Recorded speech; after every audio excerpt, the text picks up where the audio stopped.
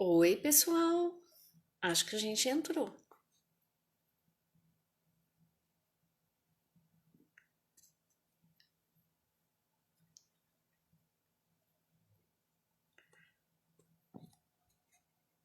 Tô chamando aqui.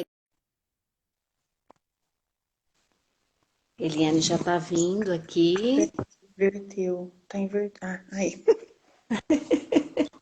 A gente demora um pouquinho, mas a gente consegue, viu, Eliane? Olha, eu vou falar para você.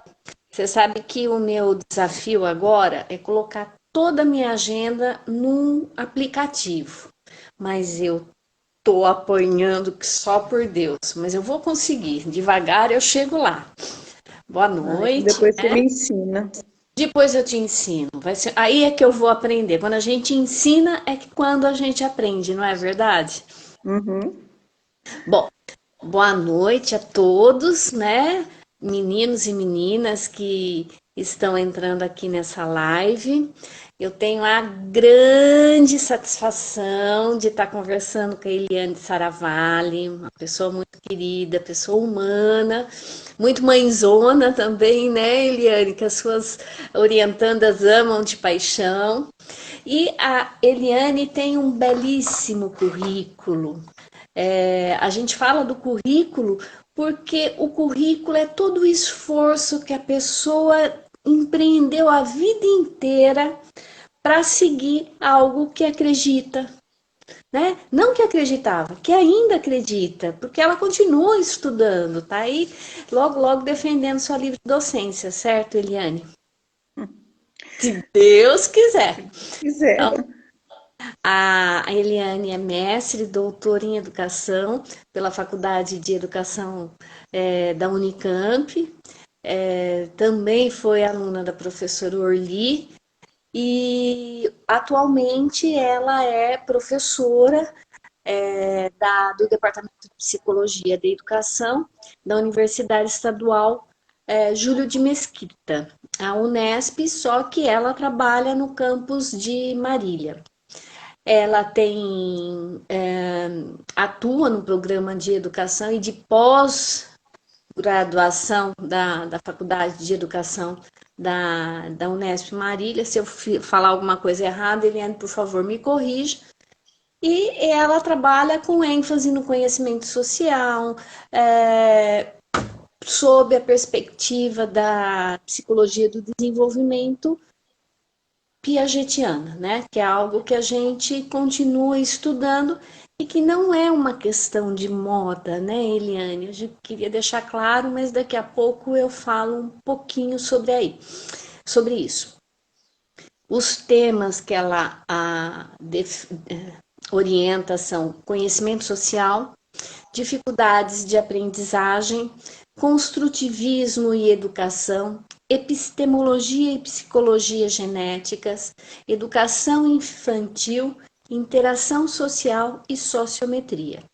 Atualmente, ela também é líder do GADEC, o Grupo de Estudos e Pesquisa em Aprendizagem e Desenvolvimento na Perspectiva Construtivista.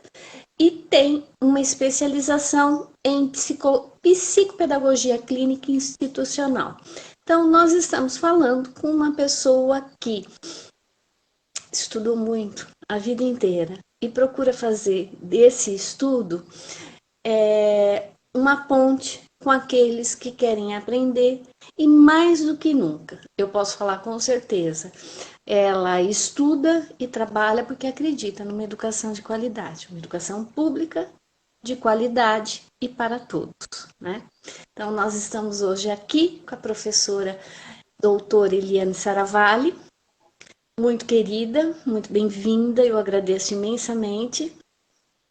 E a gente vai falar um pouquinho, eu não, né? Mais ela do que eu. Nós vamos aprender um pouquinho a respeito do que é esse conhecimento social, dessa apropriação que a criança tem a respeito do mundo. A gente se encanta tanto, mas ela tem uma explicação, ela tem uma razão de ser que não é só aquele encantamento inicial. Ela tem toda uma teoria que explica, e ao explicar isso, o que que ela consegue? O que você, professor, conseguimos adequar melhor a nossa prática pedagógica. Antes da Eliane, daqui a pouco ela já começa a falar, tá bom? Eu queria colocar o seguinte: tem gente que pergunta para mim, nossa, mas Piaget ainda está na moda?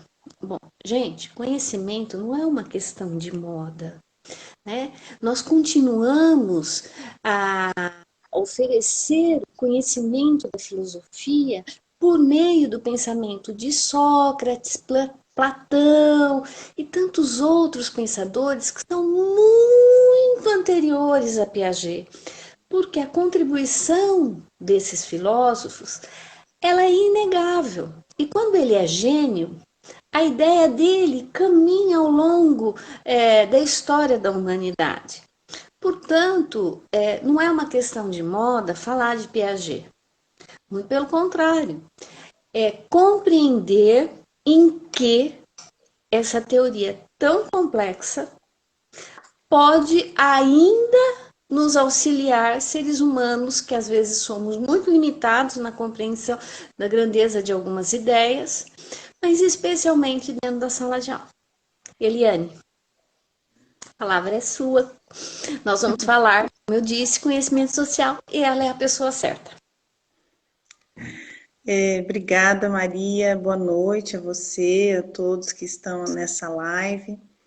Eu agradeço muito o carinho, o convite e a oportunidade também de participar desse novo, né, desse novo formato aí que a gente está querendo assumir para levar esse conhecimento e te cumprimento também por essa coragem, né, em fazer essas coisas todas. Eu fico admirada, né? Toda semana tem lives, meus orientandos têm acompanhado, né? E estão adorando. Eu acompanhei algumas também. E agradeço também pela generosidade ao falar da minha formação. Eu acho que é sempre bom, né, a gente poder. Um dia a gente estava falando sobre isso, eu e você, né, que se a gente conseguisse dar conta de ler o bom e o velho Piaget como ele merece ser lido, né? Então é sempre bom a gente ter essa oportunidade de falar um pouco sobre isso, do tamanho e a magnitude de uma teoria calcada em procedimentos científicos, né? A gente fala tanto da importância da ciência hoje, né? Em muita pesquisa, né? E muito dado efetivamente trabalhado, estudado e muito material replicado, comprovando esses resultados. Então, eu acho que a gente precisa ser mais responsável quando a gente quer simplesmente abrir mão, dizendo que a gente está falando de uma moda ou de uma coisa superada, porque para a gente superar uma teoria construída em mais de 70 livros, mais de 100 artigos científicos, com a magnitude das pesquisas que ele fazia, a gente precisa trabalhar muito, né?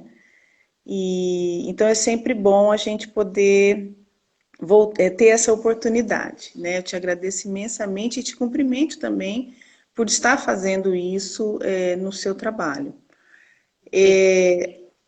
Você quer que eu já fale do conhecimento social? Como você quiser.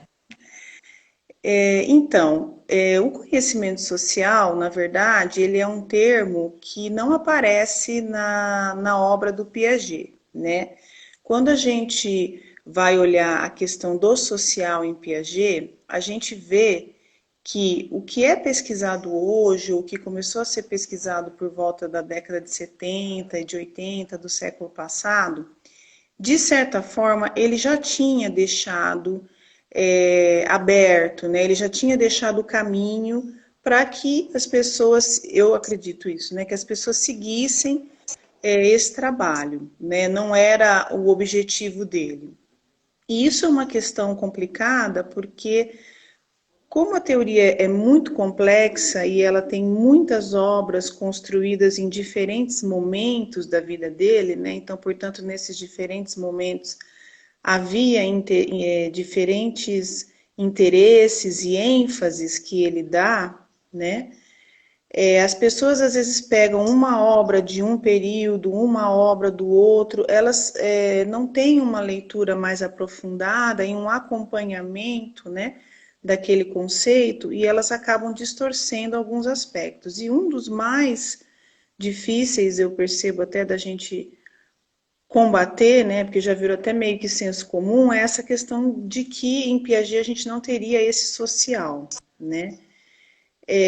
Então, o conhecimento social, ele seria uma das formas de se olhar para o social em Piaget, porque eu acho que Piaget deixou claro para a gente que eu posso olhar o social como um fator do desenvolvimento, né, necessário, importante, não o único, isso realmente para ele não é, né, o único, talvez não seja o mais importante, porque é um autor que quer explicar mesmo o processo de equilibração.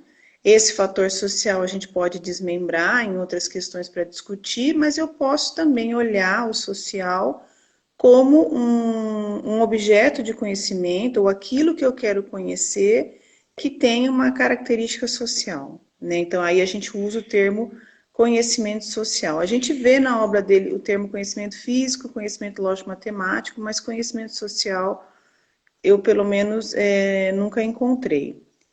Então, assim, a definição que a gente, mais clássica, né, que a gente adota do conhecimento social é que ele o conhecimento daquilo que é produzido num contexto social e cultural específico e que tem significado na interação e na relação com as pessoas que fazem parte desse contexto. Eu até deixei a minha colinha aqui porque eu queria falar a definição certinha, que essa é a definição mais clássica que a gente adota em relação ao conhecimento social.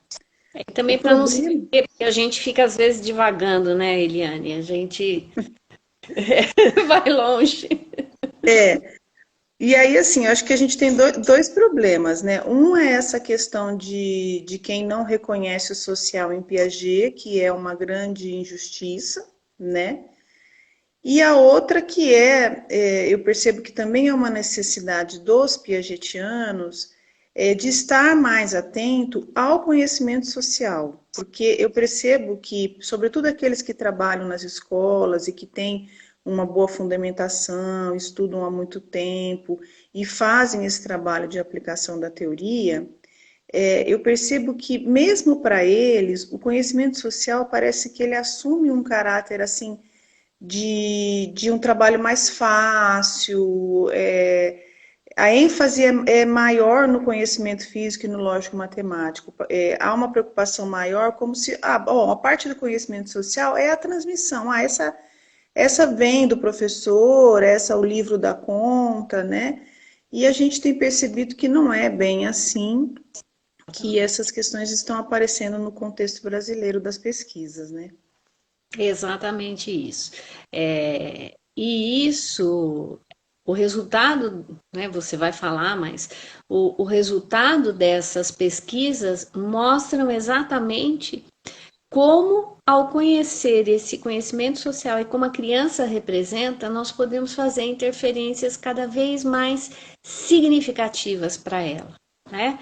Então, se algum professor nesse momento está entrando aí, está se perguntando o que é que você tem a ver com esse conhecimento social, é justamente por esse motivo que nós estamos trazendo o tema para discussão, né? Discussão e desvendamento, né? Porque muita gente desconhece. Nós precisamos divulgar esse conhecimento que, ao interpretar o que a criança compreende a respeito de um fenômeno social, da injustiça, da pobreza, do que é lucro, o que é dinheiro, o que é escola, o que é diretor, né?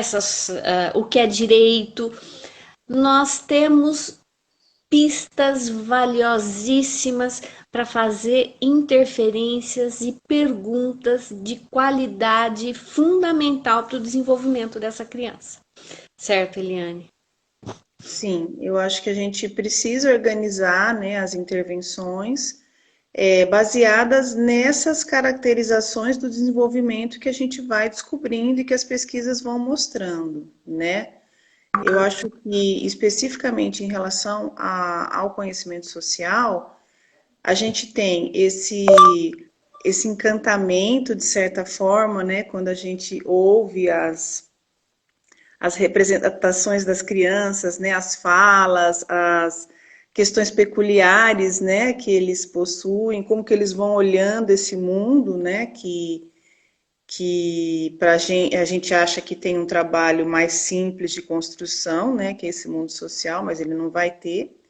Mas tem uma questão também que a gente tem se preocupado muito, que quando a gente continua a pesquisa para o jovem, para o adolescente, né, para o adulto jovem, a gente não tem assim observado que as noções que ele constrói são tão diferentes das noções infantis. Claro, há diferenças, elas avançam, há elementos novos, mas há ainda muitas limitações, muitos problemas, e isso faz com que a gente pense que talvez seja uma forma de se relacionar com muitos outros conteúdos e contextos do mundo social, né? O que talvez explique, às vezes, tantas interpretações equivocadas, assim, que a gente vê acontecer, estereotipadas, etc., né? Vamos dizer aqui que a gente não quer desencadear uma discussão de quem tem razão ou não. Nós queremos desencadear uma discussão de que os estudos que foram realizados na área do conhecimento social, eles contribuem e muito para a educação e a compreensão da criança e o como ela desenvolve esse pensamento, certo, Eliane? Que Sim, assim, a gente não tem gente que gosta de, mas o Piaget, não, nós não estamos num julgamento.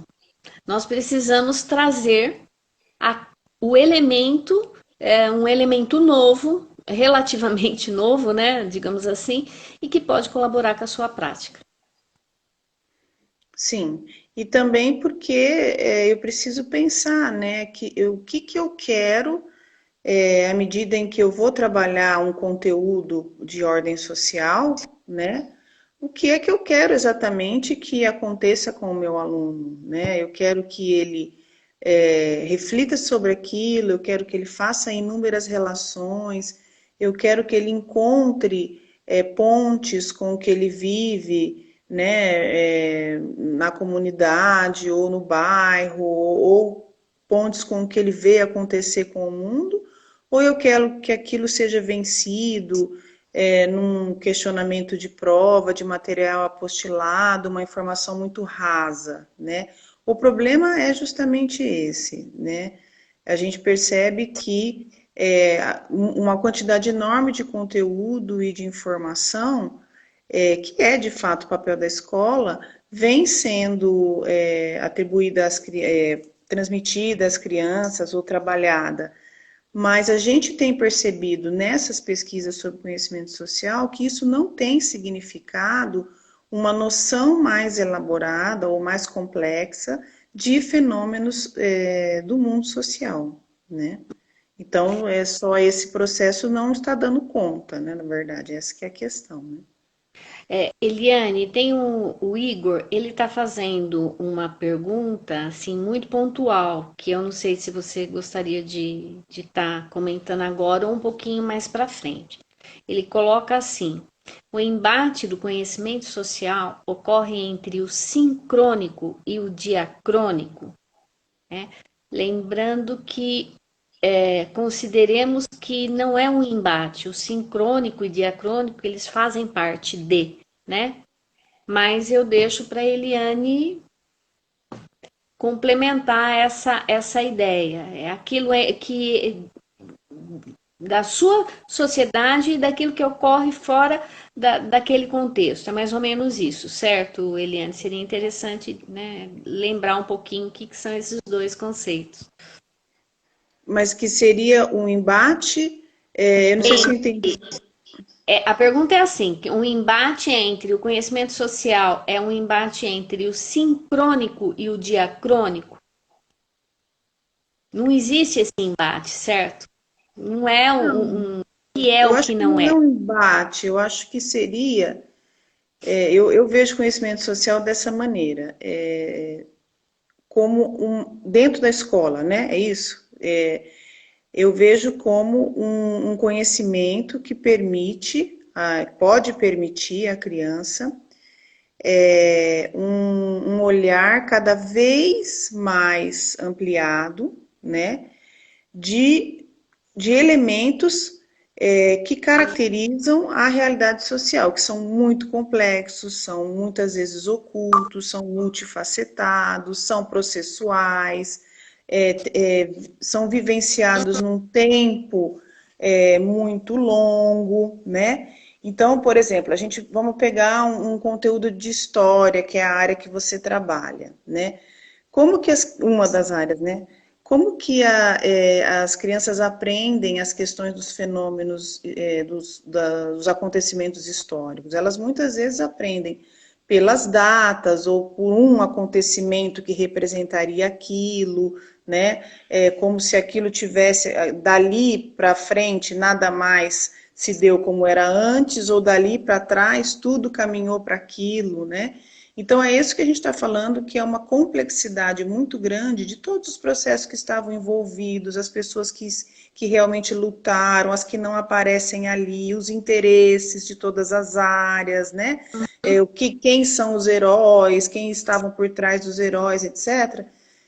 Que eu acho que dizer ou complexificar, né? Dizer que é conhecimento social, né? Por isso que a gente fala que eu tenho num jovem ou num adulto encontrado um olhar que não enxerga as coisas dessa maneira, né? É claro que você vai dizer assim para mim, mas não é esperado que uma criança leia o mundo assim, né? Não faz parte do desenvolvimento dela, não é o começo mesmo? Claro, a gente sabe que sim.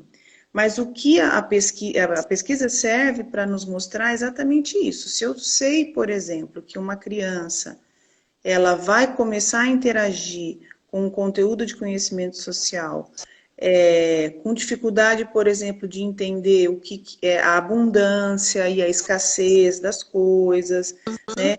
Uma dificuldade de entender a instituição, e ela vai personalizar muito mais esses aspectos, né? Com uma dificuldade de se desvincular da aparência, né, daquilo que ela enxerga, as minhas intervenções têm que começar justamente nesses aspectos para que essa criança comece a se desequilibrar e a movimentar esse sistema cognitivo. Isso não vai acontecer de uma hora para outra, vão ser anos disso. O que a gente Aham. não pode é esperar que isso uma hora aconteça ou não fazer as intervenções corretas e correr atrás do prejuízo quando eu estou com um adolescente de 15 anos, um jovem de 18 ou de 21, como a gente tem encontrado nas pesquisas, Que não né? consegue. Aí a gente vai ter outros fatores envolvidos nesse atraso, quer dizer, outras coisas para correr atrás, digamos assim. Então, acho que a gente precisa pensar, desde lá da educação infantil, como que eu organizo um projeto, por exemplo, que envolve uma questão de conhecimento social? Um projeto, sei lá, vamos pegar um tema que os professores gostam muito sobre família, né? Uhum. Como que esse projeto é organizado, né? Que ideia de família, o conceito de família é passado para essa criança? É, que possibilidade ela tem de observar a construção e composição de diferentes famílias, de avaliar isso, né? de conhecer isso. E engraçado, Maria, que às vezes essa semana eu estava pensando nisso. Às vezes esse discurso é meio repetitivo, né? Talvez a gente fale, nossa, mas parece que a gente fala isso faz tanto tempo, né? E dentro da escola a gente às vezes não vê chegar, né? Mas eu tenho percebido, quando eu acesso assim, um material apostilado, um livro didático, que parece que as pessoas que compõem esse material, elas entenderam uma parte disso. Então elas pensam assim, bom, nós não vamos passar uma ideia só. Vamos passar várias ideias. Então, eles falam, por exemplo, olha, tem dois lados da questão da transposição do São Francisco, um conteúdo que eu estava vendo esses dias. Né? Olha, tanto pode ser bom como pode ser ruim. Quer dizer, ao invés da gente dizer assim, olha, para a criança, o que vai acontecer? Nós vamos mudar vão mudar o curso do rio. O que será que pode acontecer? Né? Tanto para quem está aqui, como para quem mora aqui, quanto custa uma obra dessa e tal. Então, eu acho que é isso que a gente precisa resgatar, né? A gente está sempre pensando nisso, né? Para que as crianças realmente, não é relativizar tudo, mas que elas realmente pensem, né? Esses elementos sociais dessas maneiras mais complexas, porque eles são complexos, né? Eles envolvem muitos interesses, muitas necessidades, a questão dos pontos de vista, né? A questão do preconceito, do que já fomentado na nossa sociedade, né? Que tudo isso eu preciso ensinar esse jovem, esse aluno a pensar, né? Sobre essas questões. E quando a gente dá oportunidade, e efetivamente é isso, né? Você está falando, as duas propostas já estão ali, a favor e contra, para entender essa relativização de uma realidade. Mas aonde, em que momento a criança conseguiu falar o que ela pensava? O que era o Rio São Francisco? Como é que você muda o que é o curso de um rio? Se eu não moro perto de um rio, eu não sei as características da população. Isso é importante? É significativo? Eu não sei mensurar, né? Se é significativo, mas se houver o interesse da criança, se ela for municiada não só daquele texto do livro didático que ele não vai dar conta de tudo mesmo, a gente não consegue. Mas se houver outros materiais que ajudem essa criança a tirar suas próprias reflexões a partir do que ela consegue efetivamente, a gente consegue fazer esse pensamento desenvolver, porque nós estamos trabalhando com uma série de operações de observação, de análise, leitura crítica, levantamento de hipóteses, que são primordiais para a construção do conhecimento. E talvez, né, Eliane, esse deve ser, porque você comentou, né? Talvez até os próprios piagetianos, em determinado momento, não deram o devido valor ao conhecimento social e simplesmente não. E focaram muito a pesquisas na construção ou as pesquisas no conhecimento lógico-matemático. Só que quando a gente observa que essas construções de conceitos, elas necessitam de uma multiplicidade de informações e de variáveis, é impossível você trabalhar o conhecimento social sem estimular, sem dar condições para as estruturas lógicas. Não sei se eu fui clara. Ou seja, simultaneamente, quando eu trabalho conhecimento social e a ação no objeto, no conhecimento social, no conceito de justiça, de pobreza, de família, ela é efetivamente feita por observação, análise, Isso é a construção de uma lógica da criança, mas que é tão importante quanto eu compreender a noção do número, construir a noção do número. Sim, e elas estão muito relacionadas, né? Quer dizer, é lógico, a gente fala, agora a gente está falando de conhecimento social, você teve lives sobre conhecimento lógico-matemático, a gente tem as pessoas que estudam desenvolvimento moral, então são recortes, mas a gente está falando do mesmo indivíduo, né? Então é o mesmo indivíduo que se desenvolve moralmente, que constrói conhecimento lógico-matemático, que constrói conhecimento social, né? É uma coisa só.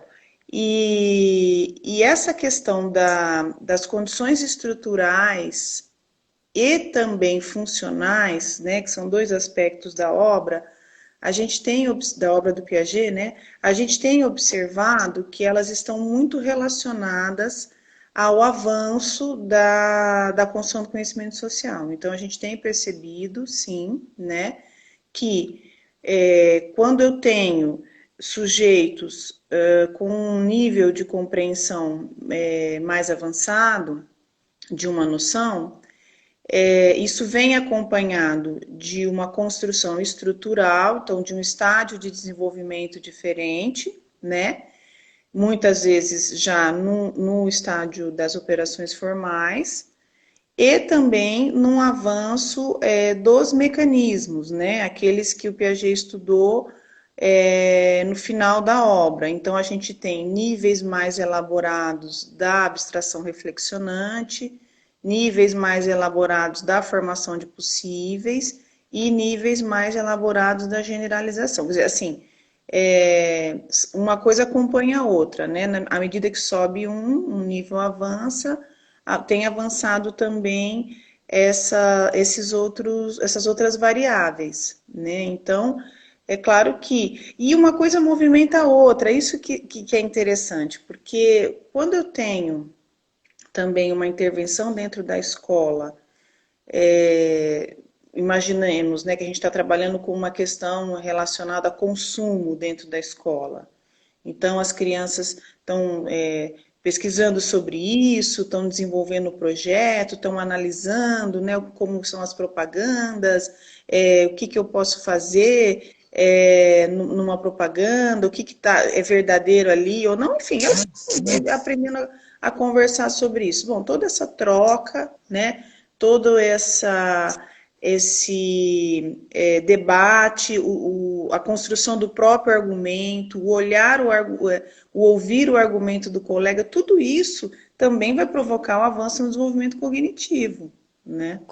Então, a riqueza também é essa, né, no processo. Agora, eu sinto...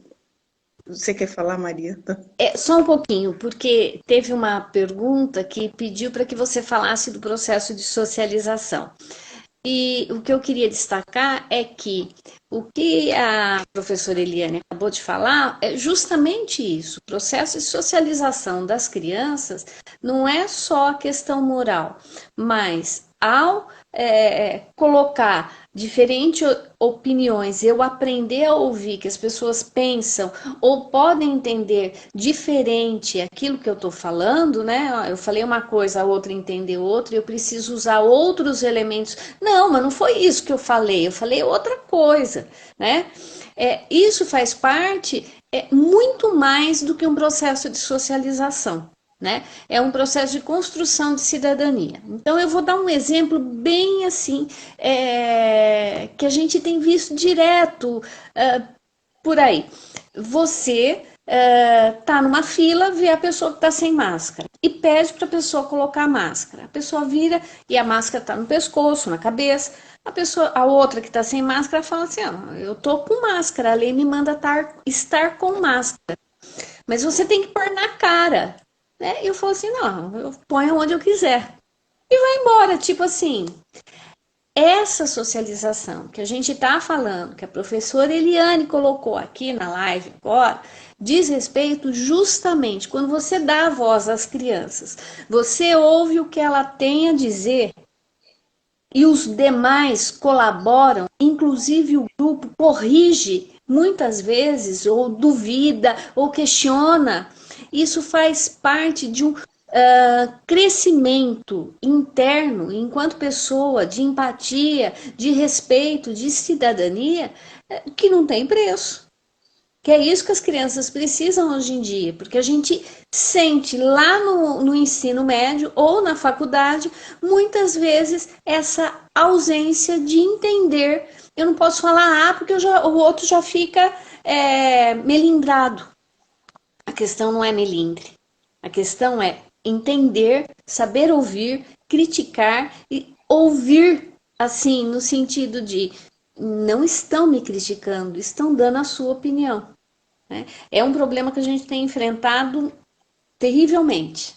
Então, acho que essa questão da socialização e o conhecimento social, ele vem justamente contribuir para esses elementos, essas situações acontecerem na escola, no ensino fundamental, na educação infantil, antes desse ser humano entrar na idade adulta e começar a ter outros tipos de relação. Sim, eu estava pensando, né? Eu acho que tem a ver também com o que você vai falar, né? Porque a gente está querendo que as crianças interajam, pesquisem, duvidem, né? Analisem de onde vem aquela informação, né? Se aquele interesse, se haveria interesse naquela informação ser de uma maneira e não de outra, né? Que elas comecem a pensar essas questões, né? E aí fiquei pensando isso, nossa, se essa pandemia servisse para acabar com a era do material apostilado. Por quê? Porque os professores estão tendo que criar muitas coisas nas aulas assíncronas e síncronas, né? Então, eu percebo que eles têm usado muito mais outros recursos do que às vezes eles usariam, né, na aula presencial, em que eles leem a apostila e as crianças copiam, etc., né? E é muito difícil para o professor, eu sinto que ele tem uma dificuldade de se desvencilhar daquilo, porque ele tem um rol de conteúdos a vencer, né? Mas o que a gente gostaria exatamente era que esses espaços de construção de conhecimento social, né, quando eu tenho conteúdos de história, de geografia, muitos de ciência, né, fossem espaços em que as crianças tivessem justamente essas oportunidades de socialização, de interação, de pesquisa, de busca, de análise, né, de interpretação, claro, na medida dos instrumentos que cada momento do desenvolvimento traz, né, mas que desestabilizasse esse sistema, porque a teoria do Piaget ela é uma teoria sistêmica, né? Então, o que eu vou ter? Eu vou ter um processo de equilibração ali, que acontece a partir dessa interação, mas que depois ele acontece ali entre subsistemas, formando novas totalidades. Então, eu preciso desestabilizar esse sistema para que haja construção do conhecimento. E esse olhar, né, eu acho que isso também a gente vai se acostumando com isso, a gente vai se acostumando a duvidar, a pesquisar. Não, peraí, deixa eu ver isso melhor. Né? Não, é o contrário, a gente se acostuma a receber a informação pronta. E hoje, o que está acontecendo? Eles têm muita informação, né? Então, eles têm muita informação rápida, muita informação fácil, assim, simples, né? Curta, e assim, eles vão reproduzindo, vão postando, vão repassando, mas eles não pensam sobre aquilo, eles não conseguem analisar, né? Eles não têm esse olhar mais crítico. E eu acho que isso vem, eu estou falando agora de um jovem, mas essa formação vem de muito antes. Não adianta a gente achar que a hora que ele entrar na universidade, depois de uma educação tão passiva, né, ele vai aproveitar para se transformar numa pessoa que é mais interpretativa, Ah, reflete e discute, né? Ele vai ter muito mais dificuldade, que é o que você falou, né? exato. Em, Não, desculpa, eu te cortei.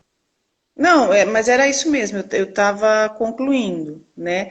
Então, eu acho que isso que é o bacana na questão do conhecimento social, é exatamente isso, né? Por exemplo, eu tive uma aluna que ela trabalhou com a cultura afrodescendente, né? Com a lei, né? Que obriga o professor a trabalhar isso em sala de aula. Só que como ela era professora de língua portuguesa no ensino fundamental 2, ela quis trabalhar sob a ótica da pesquisa escolar. Então, ela precisou fazer todo um rol de atividades para trabalhar a pesquisa. Então, o que é pesquisar? Onde eu pesquiso? Porque pesquisar para eles é copiar e colar, né? Muitas vezes. Então, Aham. o que é pesquisar? Onde eu pesquiso? É qualquer fonte? É porque está ali na internet que é verdade? Né? Vocês olharam outras fontes? Vocês olharam outros autores? Vamos interpretar esse dado? Né? Quem alimenta esse site? Então, tudo isso para eles causava espanto, porque eles estavam acostumados a digitar e a primeira coisa que aparecia para eles era a verdade. Então, ela foi ensinando isso devagar para eles, né? Olha, quando você lê esse livro tal, tudo bem, você está lendo uma questão aí sobre a cultura africana, mas quem escreve esse livro, por exemplo, né, dos materiais que ela usou, é um autor europeu. Vamos pegar um africano para a gente ler? Vamos pegar alguém que nasceu mesmo no continente africano, né? Que tem o olhar deles ali, vamos dar uma olhada nisso? Então, ela trabalhou com as crianças a diferença desses olhares, né? Como que o que chega para a gente muitas vezes é a visão do europeu, né? E como que para ele, que visão que eles tinham dessa cultura? Ah, que era escravo, é um povo, é o escravo, sofrido e etc. Né? Não que isso não seja importante, mas e o que mais a gente tinha para olhar de toda a influência cultural que eles nos deixaram, né? E de toda a construção de um país que se deu em cima de corpos e de escravos, né? E da escravidão do último país que abriu mão da escravidão. Então, esses olhares são muito mais complexos do que muitas vezes a apostila traz a informação, né? Tantos escravos, a lei áurea, isso, aquilo. Então, às vezes, Sim, esse exercício a criança não vai fazer. Né? Eu acho que a gente precisa fazer esse exercício. Né? Vamos imaginar uma escola particular. Quantos alunos negros nós temos na nossa escola? Por que será? Né? Então a gente precisa começar a fazer dar oportunidade dessas construções desde pequeno. Né? é, eu acho, né? Eu tenho, não é só acho de achômetro, não. Eu tenho a convicção de que o conhecimento social ele fornece um conteúdo, uma ferramenta potente, né? Para poder transformar a realidade. Eu e a Sônia Bessa fizemos uma pesquisa sobre o conceito de pobreza, né? Riqueza e pobreza. O que é ser rico e o que é ser pobre. Inspirada no Delval, tudo. E os níveis de compreensão de pobreza e de riqueza, eles estão estagnados. Nós fizemos a pesquisa com alunos universitários. E assim, não existe, não existe possibilidade para, eu não me lembro agora especificamente, mas se não me engano era em torno de 70%, 80%, um nível muito alto, do pobre ser rico, só se ganhasse na loteria, né? Ou seja, a questão da mobilidade social e da diminuição das injustiças sociais ela inexiste, porque você jamais, se você é pobre, você jamais será rico, porque não tem como.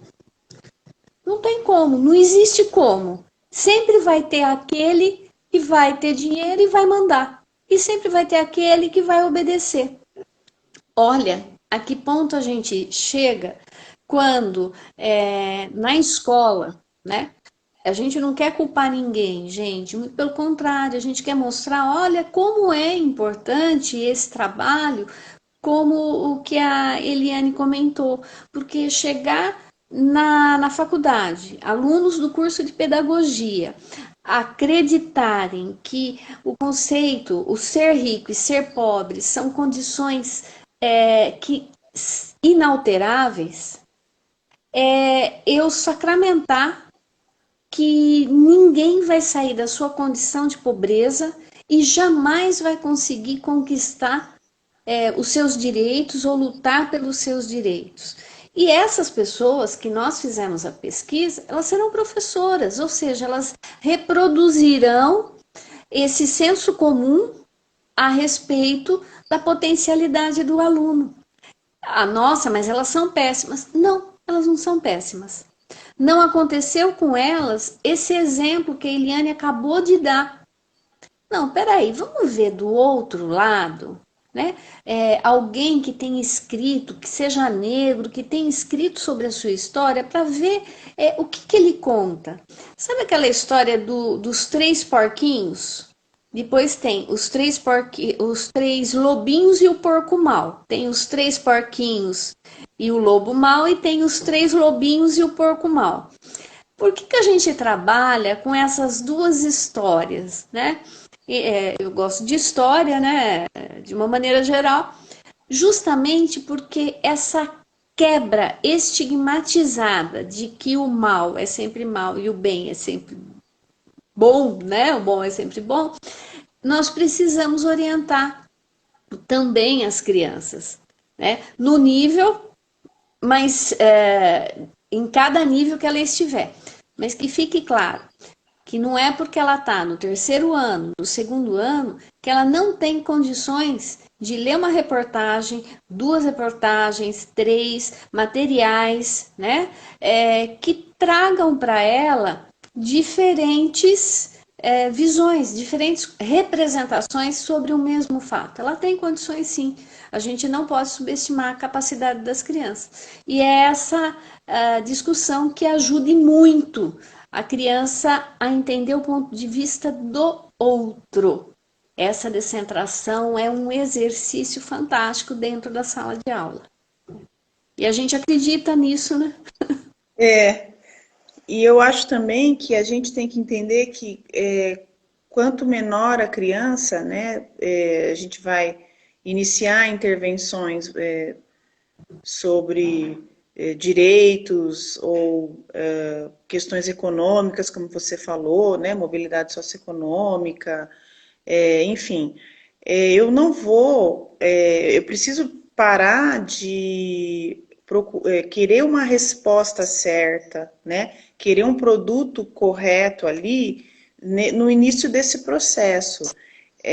As crianças vão fazer interpretações conforme também as estruturas e esse funcionamento vai permitir que isso aconteça. Então, é óbvio que durante um bom tempo elas ainda vão se centrar nos aspectos aparentes, elas ainda vão ver o mundo de uma maneira muito colorida, né? Que é isso que o Delval fala, que o mundo da criança ele é colorido, ele não tem conflito, ele não tem escassez. Quem é pobre até a citação que você pôs, né, Tira no dinheiro banner do banco. da live, é só ensinar para ele onde é o banco, vai lá, ele não sabe, alguém faça isso, por favor, né? Então, esse mundo colorido, ele vai, sim, acompanhar a criança, mas é justamente essa oportunidade de interagir com essas situações fora desse mundo colorido, né, que vão ajudar a criança a avançar. Quando a gente encontra um adolescente ou um adulto com um raciocínio muito parecido ao da criança, a gente acredita na nossa falência enquanto escola, né, ensino, porque essas coisas não aconteceram, né? Esses processos não foram iniciados ou retomados, porque essa construção não se deu, né? E aí a gente pensa, bom, se ele tem uma forma de olhar para isso tão estereotipada, rígida, ilimitada, como que ele vai olhar para questões em que eu preciso que ele se desprenda de estereótipos, em que ele seja menos preconceituoso, em que ele seja mais inclusivo, né? É uma mobilidade que o próprio sistema cognitivo talvez não tenha, né? Exatamente. Então, Mas assim, pegando o gancho, né? E o que significa que eu tenho sempre que desafiar a pensar sobre, né? O tempo todo. sim. Eu sei que ele não consegue, mas eu preciso desafiar. Porque se eu não desafiar, ele nunca alcança. Eliane, eu tenho visto que aqui na live vários comentários, né? Porque eu acompanho. E as pessoas lamentam, olha, eu vejo que aqui não acontece, o problema é o material apostilado. Vamos lá, digamos que essa é uma visão fatalista, vou puxar a orelha de todo mundo que está aí agora assistindo. É uma visão fatalista, sabe por quê? Porque na realidade, assim, eu não posso encarar a realidade como sendo uma realidade que está se bastando por si mesmo. Porque senão nem eu nem a Eliane estaríamos aqui conversando com vocês. O problema não é o outro, o problema é o quanto eu estou disposta a enfrentar o desafio de me tirar de uma zona de conforto, porque qualquer pessoa gosta de uma zona de conforto, e contribuir para o crescimento de outro. Às vezes o professor teve uma formação antiga que isso não diz respeito. A gente não pode culpar o professor de todos os males do mundo. Por outro lado, eu acredito que é o professor aquele que vai provocar a mudança. Então, nós temos, enquanto que profissionais, nos apoiarmos. Acreditar que é possível fazer a diferença. Se eu não consigo fazer uma diferença desse tamanho, vamos fazer uma diferença desse, porque de pouquinho em pouquinho, né? Porque foi assim que a gente começou. A gente começou estudando na graduação, depois vai para o mestrado, doutorado, e os desafios vão ampliando. Eu não posso dar o passo desse tamanho na primeira. Provavelmente eu vou me desequilibrar e cair. Eu preciso de pouco, porque quem faz pouco consegue ampliar. Quem não faz nada achando que não dá, que aquela gota não funciona, não vai sair nunca do lugar. Muito menos criticar, ai, que pena. Não, o que, que eu posso fazer para mobilizar alguma coisa? Nem que seja dentro da minha sala de aula com o meu exemplo. Começa por aí. Eu não sei se você concorda, Eliane, mas eu não posso aceitar uma visão fatalista da educação. A coisa tá ruim? Uhum. Então, mas vamos lá, gente, vamos tentar arrumar. Não tem outro jeito, eu preciso acreditar nas pessoas e eu acredito. Né? Ingênua ou não, eu acho que é um caminho para a gente, né, se fortalecer. Não, eu acredito, porque também para que estaríamos lá, né? Se a Lógico. gente não quiser mais lutar, eu acho que a nossa forma também de lutar e de resistir é acreditando na educação e investindo nela, né? Em relação a essa questão meio específica, né, acomodada sobre o material apostilado, eu queria dizer assim que realmente eu queria dizer duas coisas. Primeiro, que quando a gente defende, né, um outro tipo de atividade, um outro tipo de organização da sala, é porque a gente tem experiência de pesquisa que mostra que as construções que as crianças fazem são diferentes, né? E que há avanços no desenvolvimento. Então, acho que é importante também te dizer isso, que em educação se faz pesquisa também, né?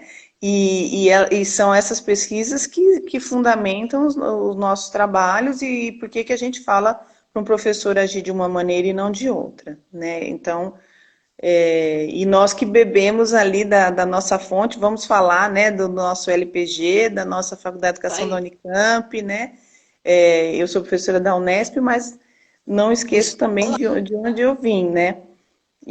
Porque a gente aprendeu a fazer pesquisa e quando a gente sabe que a gente não faz nada ali que o professor não poderia ter feito também, né? Muitas fazem na própria sala de aula, né? São os professores pesquisadores, então é por isso que a gente acredita nisso também. Agora, em relação à questão do material apostilado, eu acho que é isso mesmo que você falou, quer dizer, eu sinto falta, às vezes, da escola como um todo se reorganizar em relação a isso. Porque vamos imaginar que o material apostilado seja uma imposição da qual a escola não possa se livrar. Vamos imaginar que seja isso, né? Que, sei lá, por interesses ali do grupo de pais, não sei. seja qual for. Vamos imaginar que ele é um mal necessário, né?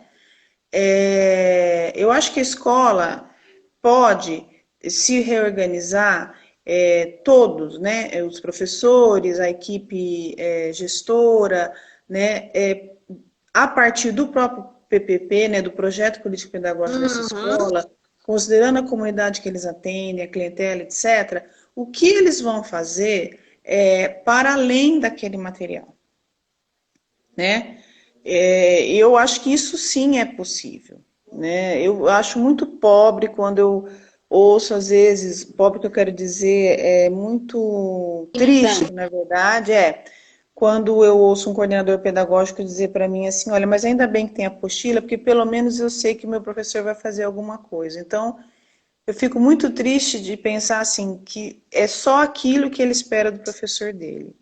Porque por mais que a gente possa pensar num material top, num material muito bem feito, ele em termos de conhecimento social, sobretudo, né, que é o que eu estudo, ele é muito reducionista, ele é muito simplista, não tem como ele atingir, e se o professor segue aquilo, ele transmite a informação. Veja, a informação, ela não é desnecessária. É importante a gente dizer isso, porque isso também é uma crítica que o professor construtivista recebe, né? Ou que o construtivismo recebe de que nós não trabalhamos com os conteúdos. Não, a informação, ela é necessária. A escola, ela tem esse papel institucional.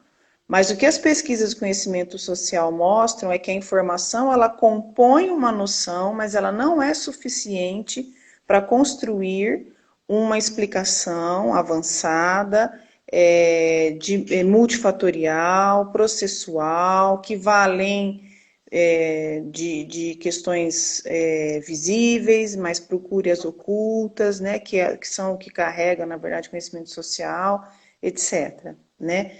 Então, eu sinto que há mesmo, muitas vezes, uma postura mais acomodada desse material, em relação a esse material, né?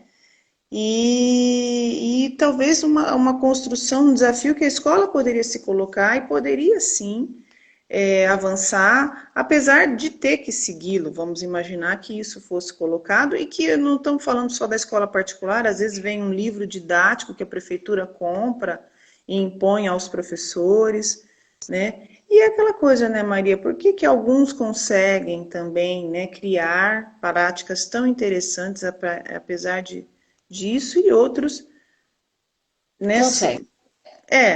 então eu acho que essa questão do conhecimento social, dentro do material, ela acaba se reduzindo mesmo e é mais difícil, né, que eu atinja, e talvez eu acho que isso explique por que a gente tem encontrado tanto atraso nas nossas pesquisas.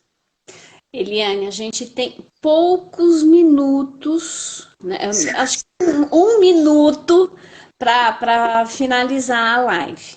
Eu vou agradecer em primeiro momento para você, né, por você estar aqui conversando com a gente. Espero que essa primeira tenha te entusiasmado para uma próxima. Não dói tanto. E amanhã eu tenho certeza, Eliane, que a Valéria tá aqui, a Cantelli. Ela vai Então, cair na minha alma, justamente porque o material de educação para o consumo, eu tô falando assim, Valéria, a gente tem que dar um jeito na educação infantil. E o do fundamental, ele está apostilado, né? E aí eu vou até encaminhar para você depois fazer a análise. Mas assim, justamente para nós podermos discutir sobre a perspectiva de uma outra pessoa, o que é que vale a pena e o que não